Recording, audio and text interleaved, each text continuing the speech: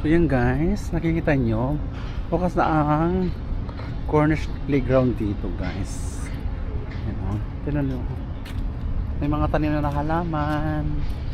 Ayan. So talagang 95% gawa na siya. So although marami naglalaro doon pa, puntahan natin.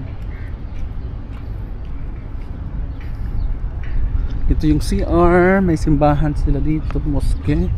Ayan, mayroong ano to, padulasan. Mga skaters, yung mga skateboarders mahilig. Ayan, pwede kayo dito. Look guys, pinagkagasos talaga na guys, nagtataliman ng mga halaman. O, diba? Ayan. O, ayan o.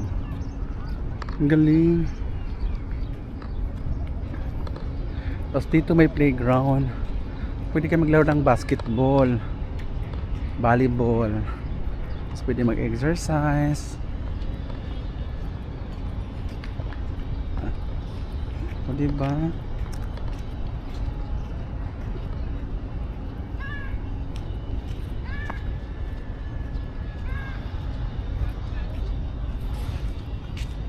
O, ayan guys. O.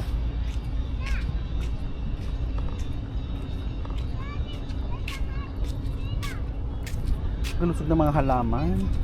So bakit ba sila nabubuhay dito? Kasi may mga supporter yung tubig yan guys. Nakita yung mga hose na yan. So yan dyan sila kumukuha ng tubig.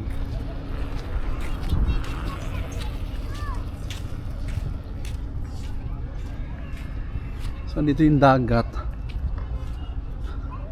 Yung dagat bakit ganun? Nakastay din lang ngayon. Anong problema?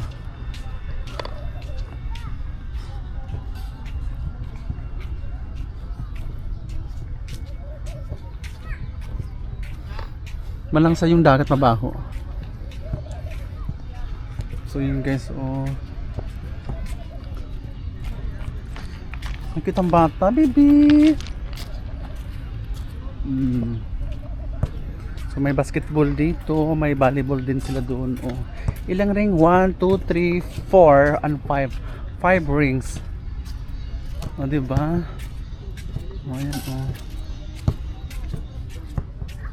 So look.